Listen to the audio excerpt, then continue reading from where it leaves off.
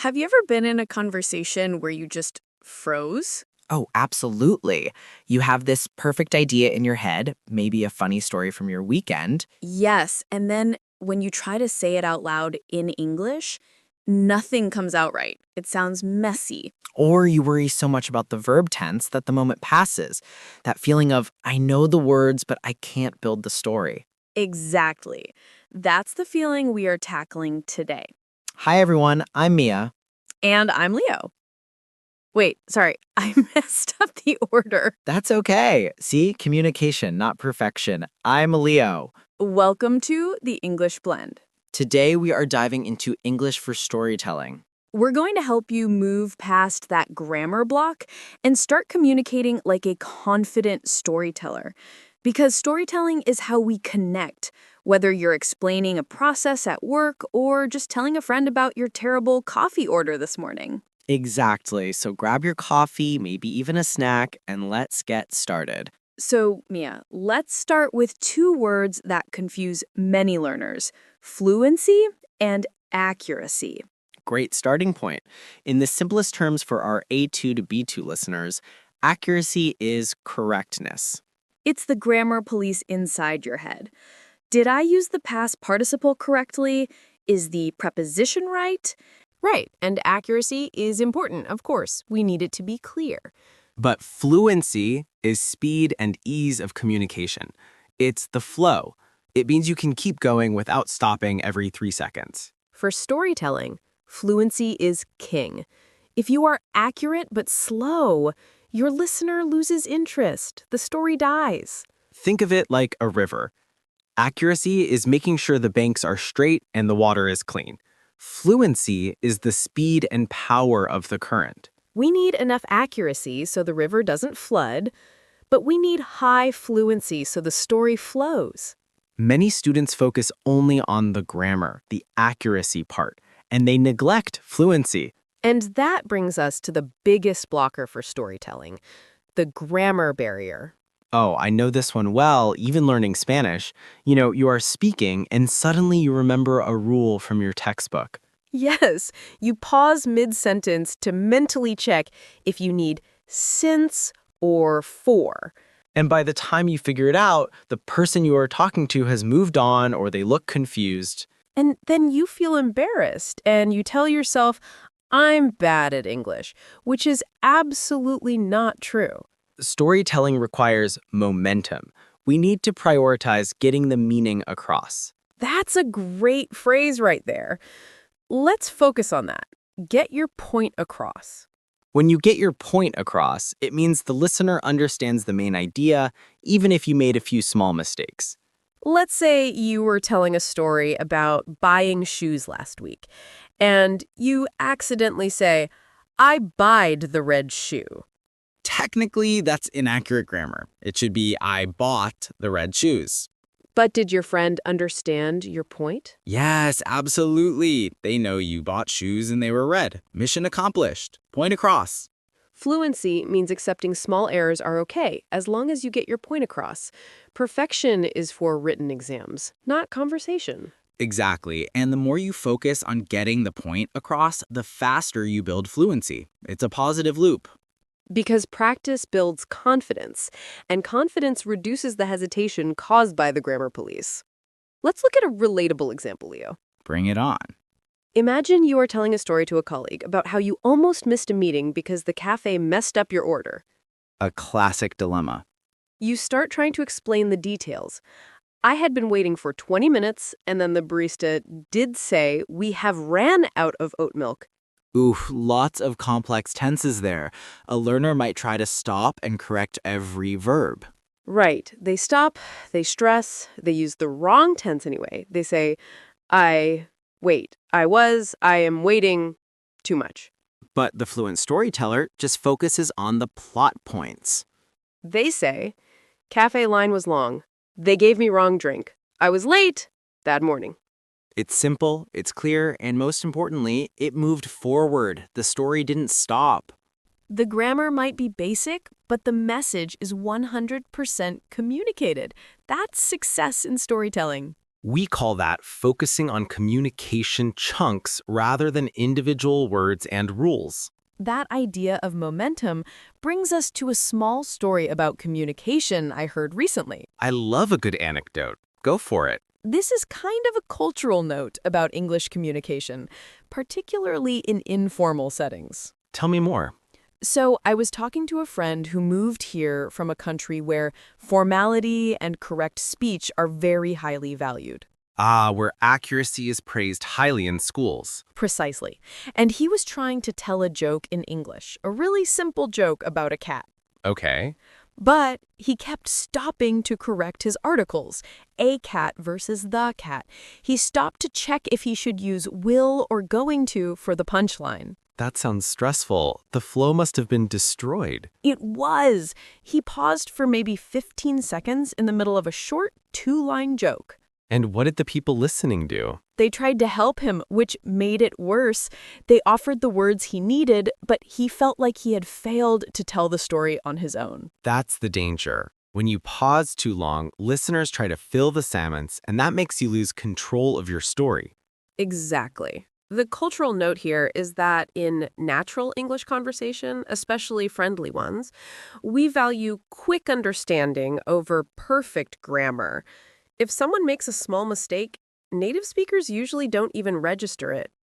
We hear the message, not the error. Unless the error completely changes the meaning, like saying, I hate my boss instead of I helped my boss. That would be a different story altogether. But for simple storytelling errors, we move past them. My friend eventually realized he just needed to push through, even if he felt awkward. He needed to treat language like driving a slightly old car. It might make some weird noises, but if it gets your point across to the destination, it's working.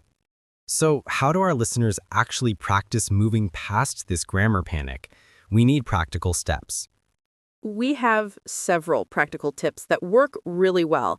This is where you actually change your speaking habits. Tip 1. Practice using language chunks, not single words. This is huge for fluency. Stop translating word by word from your native language. That's slow. Instead, learn common phrases as a single unit. Think of them as pre-made blocks for your story.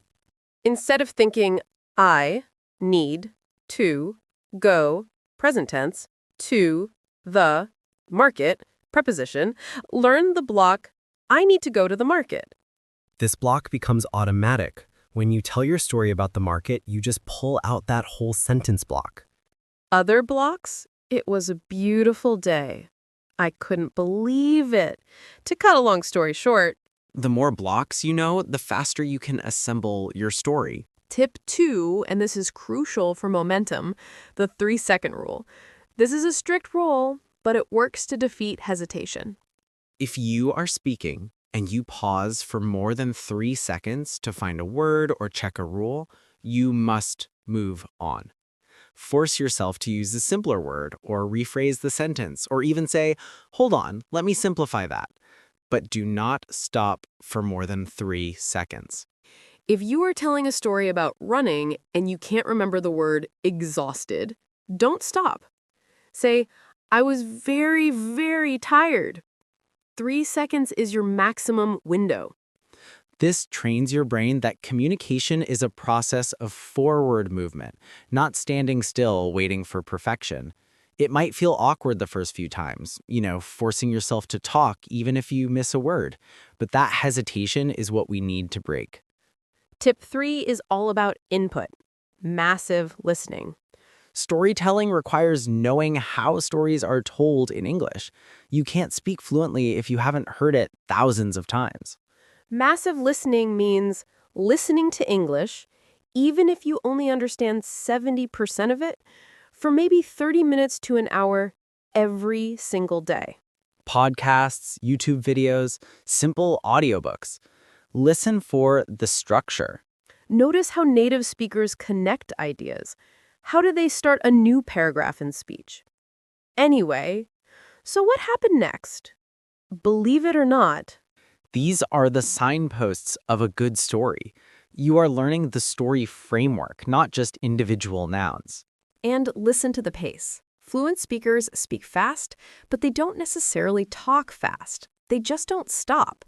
They connect words together smoothly. That brings us to another valuable phrase we use often when we get stuck: hit a wall. If you are telling a story and suddenly you can't think of the correct word or you forget the timeline, you hit a wall.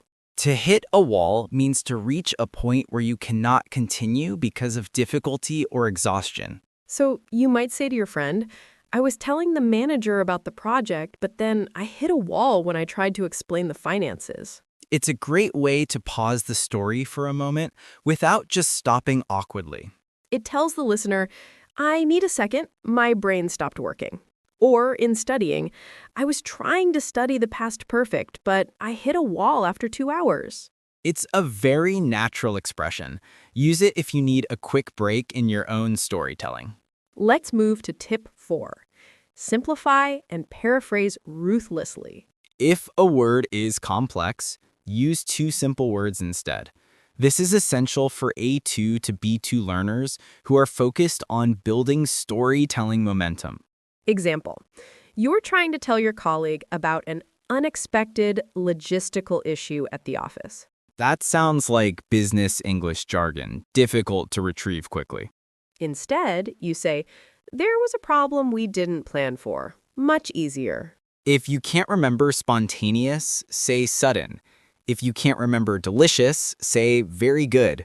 The goal is not vocabulary brilliance. The goal is successful communication.